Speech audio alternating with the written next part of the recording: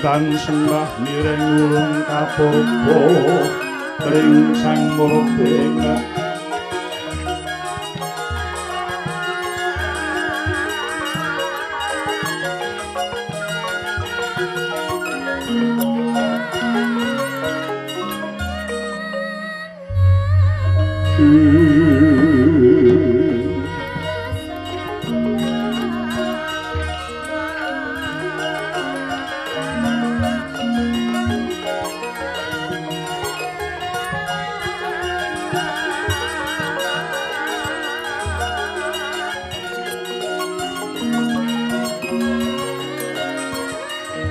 sahanan ikan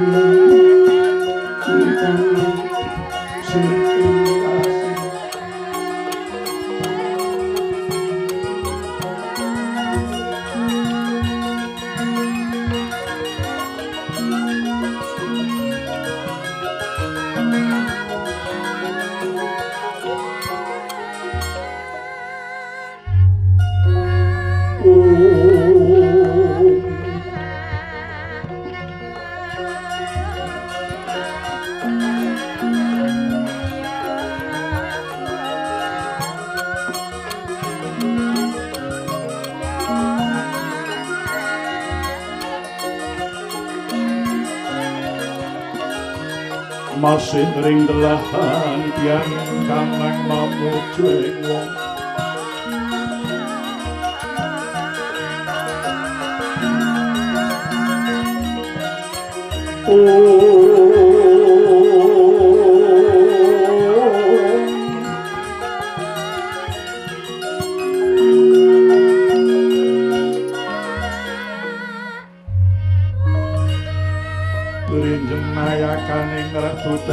kotomo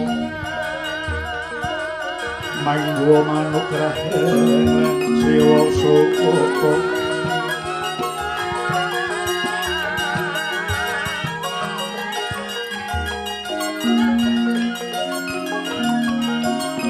tanggus linoyo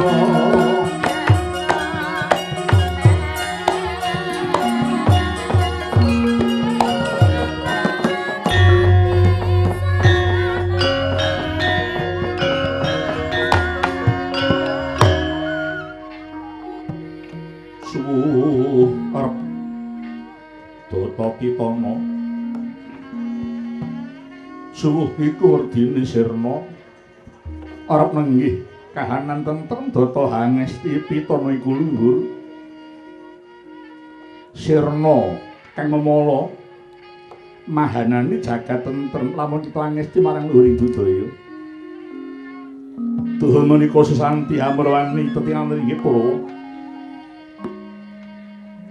mila sinebat wayang nenggih mengku wiridan wajib sembahyang anyar kara binukaning kandha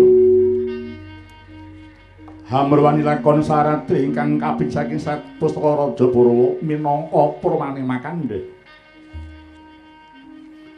sukuning arga sindara ing imbang kilen ana desa ngkoraken wana kiswara kapernagisi ing kalingga katingal banjingan kadya ginaris Ancala. Haninggih menika ta ingkang awasta padukuhan Karang Kadempel. Kelampis ireng ugi sirepat ing Karang Tumaritis. Lha sinebat Karang Kadempel mangku surasa bumi mintaya. Katelah kencana wilis krana sading awiji tinandur dadi. Binasake kayu ceklek gedhong sesuai anggesangi datang kalamuning Tegal lan pasabinan katingal rowe ring rawan bengok-bengok manguk-manguk sinala taneman polan palutui pola wijo katon ngrembaka pola kesimparep mus gemlap pola gemantung hang rembuyung pola kependhem maweh sengsem sinebat klampis iring labet tengahing desa Sindeng Wit klampis kang arupi cemani inggih sinebat Karang Tumaritis yekti dados pemuk lamun padukuhan Karang Dempel Miratoya Sendang telaga kados pepasen sumber guntuin belik meh warata ngebeki desa. Kumricik kang toya pancuran panayune pinara para handhok ing pasadinan. Kekucahe toya tinalangan manjing balumbang minangka miyara mina. Ilining banyu kalidat dados pesabaning mintek mimpi bebek meri lan pangbuyang rebuk lawan sapi. Padukuhan kareng kedempel awangun desa Banjardawa papan miring Winaradin. Marga kang mahayat pinaprak ing tengah sinarasah Silasita kinancing padas kapuri nebur. Tapining marga dinajeng turus lantara gung ora katumiyung. Pangkang manglun dados payung temah hangiyubi uruping blanggung. Oce-ocean cecari wis ngumbar cucuk peksi jalak kating ngagrapyak ajak-ajak marang si perenjak. Glathik wingko lan cocak rawa peksi dandang miber kalangan datang kantun peksi kuntul kang soben sabin. Ora kuning warga kantong renggang gula pupuyur pulut ketitik saking pager bethek lan gapura deling kang ginali padha ing inggil tinulis Binika Tunggalika. Luhuring budaya miwah drasating perbadatan katilar ketitik saben wisma mangku papan panembah ngajeng wis rinengga cagak gendera saben sak jangkah sindung dilah. Lamun dalur bing damar mobat mabit datan montor-montor dilah ting persasat ndarum lat tuwuning desa. Padoning paduan hono sendang awasta sendang mintaya. Tepining sendang kinayaman raksa gung dados idung hangademi kang lagi sonjo. Dasare sehari-hari ing sendang kudu datan kendhat para kenya ngangsu toya ngindhit kelenting sinambi wara. Tengahing desa ana wisma awangun prasaja. Omah kampung mangkulurung kayusana kang minangka saka pinayut arapak kinancing blarak sesinget gedhek pringulung sinulam ceplok biring ketingal melok-melok kados jarit tirta teja. Jugan tengah sinarasah pasir jenar naratas merating tali disan. Rinajek watu item kang tinata tilunda-tunda petani hangimba talundagan. Lawanging wisma leregan ginapit pring gading ing ajeng rinengga keri gumantung esuk ginar sore gunulung. Parataran lajeng pananging rinengga petetenan pon-pon saka pintere kang mernata dados asri pesasat perasaning Mamangsari. Kebon bawira winengku pageh urip tinata rutut pinetha pacak suci. Pojok desa rinengga garda cakruk perondhan kanang kering wis jangkep lan kenthongane.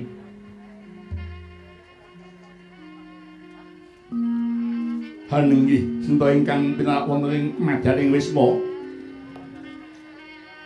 Lah menika tawananira Sang Janma minulya nama Kidora Semar kang mengku surasa yen tinonton wujute sarwa samar. Pesemone tansah owah gisir weh pralamda kang sanyata. Iya Sang Nayantaka Nayalataka Pati yen tumenga ketingal sepa tumungkul ketingal sepi marga hulati kaya mati. Iya dada maneng ngunung tegese ora nang ora wadon. Yen lanang dada mung ngalir pawesti yen ta wadon kok gegombak kunjungan. Iki sebat Badranaya Badra Rembulanaya ulat pertanda Kula Semar Padang Panggali. Awit mulat lumadening kahanan kang tas kebak kabahagian mula ulati kaya rembulan. ya sang janggan asmara santo wong kang semsemar wawarah utami inggih Jurudyah Kunta Prasanta yekti pamonging para luhur Kilura Semar sejatine Jawata kang ngalira janma Sang Hyang Ismaya ingkang namur kawula anglampahi baba ngrame minangka pamonging para satriya kang maha meksadu Mila jadul mehulu jumbu ginibak kaping 29 lamun krasa marang kawiryawan sedhep nitra saged ambawani bawana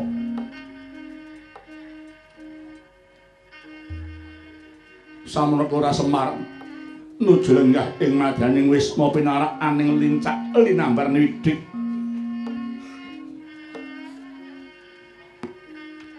Daring Pantara Daengu ketingaswaning sang Wanaraseta nenggih Raden Hanoman wingi saking nagari Pancawati arep-arep pindha saka minggah Rama kaget Lurah Semar Sigra ngawi marang pating katembek prapti mangkon wis disabda ingkang ngamurwen kita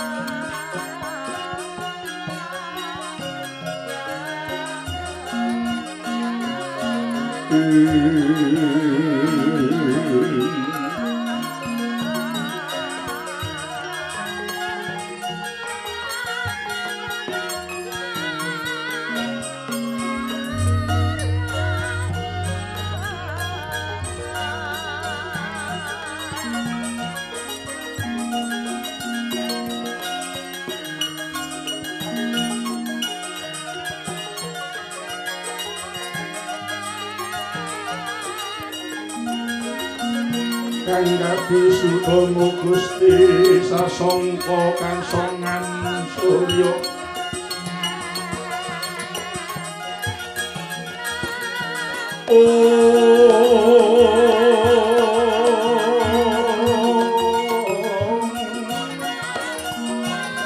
Prabanyo sulung kaswalaras urung sari-sari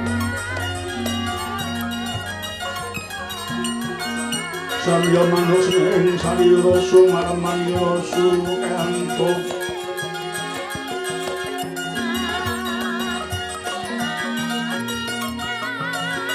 Ujjalane sumulu narakupa Candra kusuma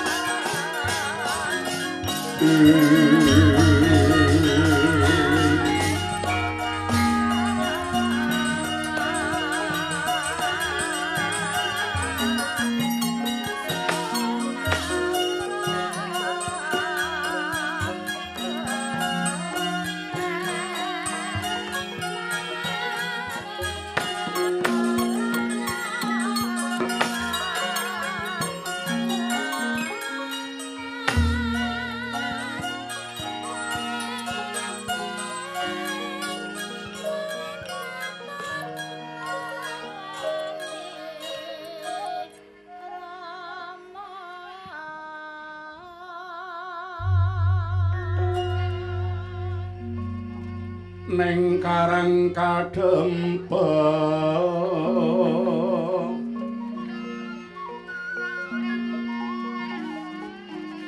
Lelidang Kilurah Semar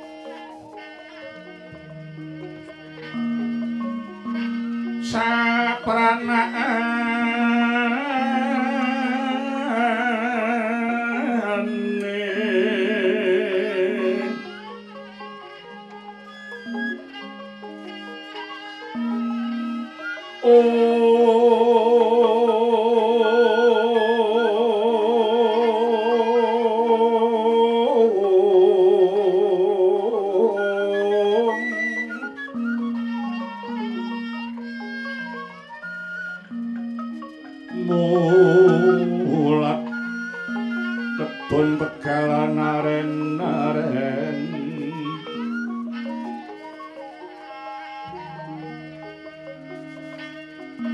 sami ngunduh parupala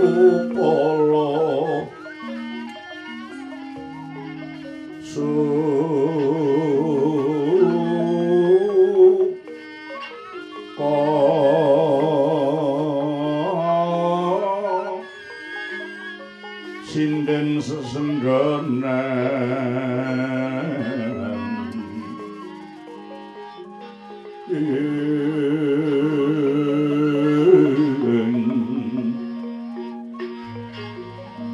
sarwin joget genti-genti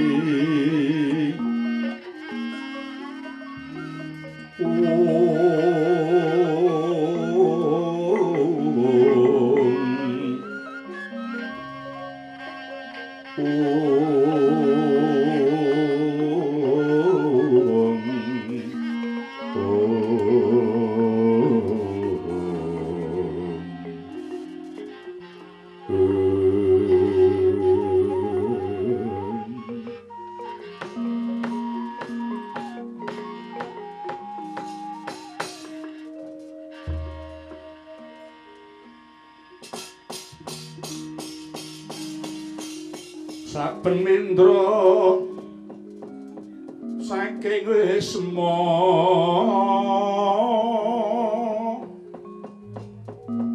lelana laladan sepi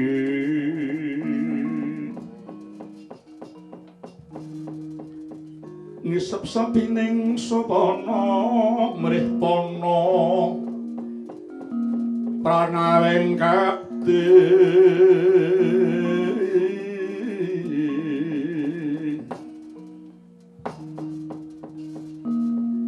tes entias marasuti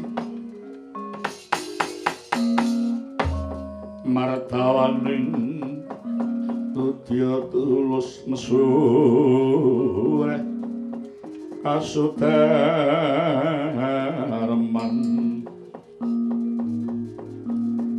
neng tapining calani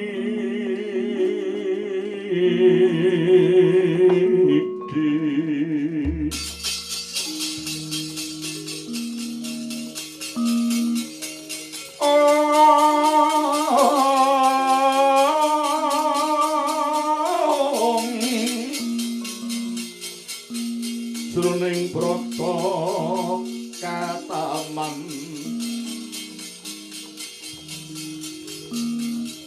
jroning brata kataman wahyu dyatmika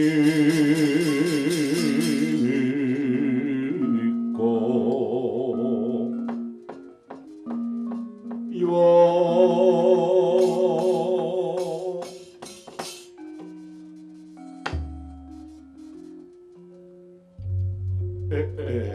lai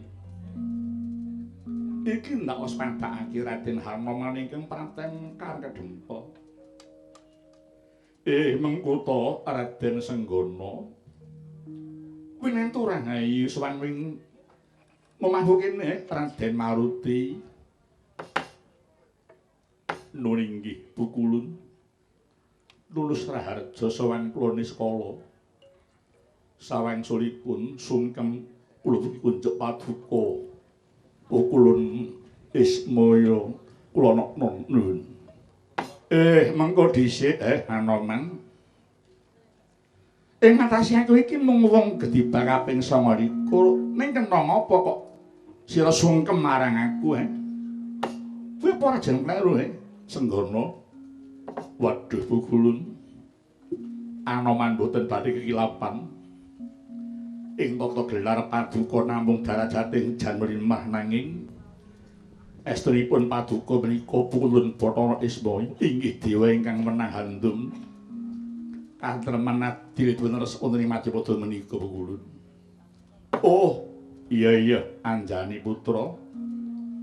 Syukur bagi sewu dene sira ora pangling marang aku Ramandayapati nokno nulingi. Sawise sakringetmu sumeneh rasamu anuga wis tumata lungguhmu mara diage matura. Ana wigati apa dene sira sowan marang wis mau kene Anjani putra. Nulingi Pugulun.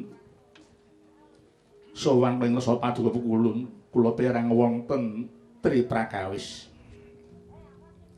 Ingkang sepisan sampun dangu kula mboten nguningan dhumateng gumlaring padukuhan Karangkedempel. Rumaos kangen manah kula. Duh Pugulun. Binging manah tanpa pamit dening Karangkedempel tumanitis mriki tansah manggih. Wilujeng hai tentrem nirbaya nirsangsa ya Pugulun. Oh, iya Anoman. Awit sapa mujimu desaku kene ora ana suwiji apa. Kawulaku padha tansah urip mat sinamadan daya dinayan mongkin nemong. Tansah ngudi marang undhak ing kerukunan kanthi nengenake marang gotong royong Anoman. Nri. Sembah nuwun Pugulun. Ing kaping kalih kula ngaturaken alamoneng. Alam menika tembung lami, honeng menika kangen. Duh Pugulun. Wiwit brubuh ngalengka ngantos Sinten Prabu Rama salampan boyong kundur Sang Hyah Ayu Artian Sinta. Nembe menika kula saged langgih kalih paduka Pugulun Ismaya. Mila ngantos kapang sanget manah kula dhumateng paduka Pugulun. Ingkang menika mugi paduka kastuhan nampi raos kapang kula minangka cihna bilih boten luntur anggen kula ngawur dhateng paduka Pugulun Ismaya. Iya Senggana. Tak tampa kanthi legawaning atiku rasa kapang sira Senggana.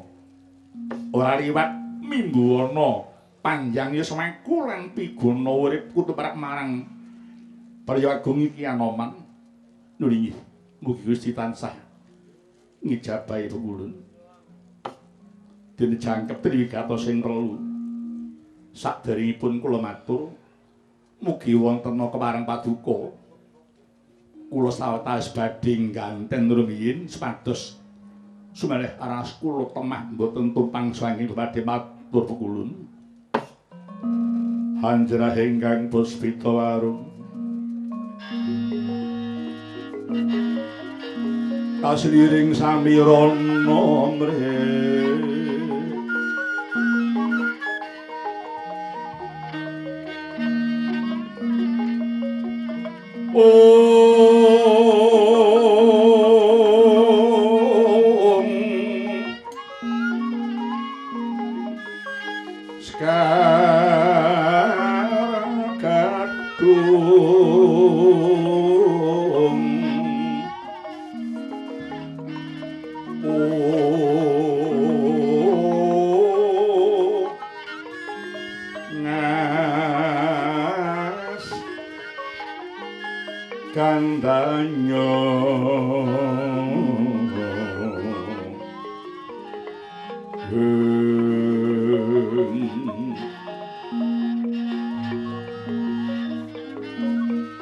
maweh raras renaning griya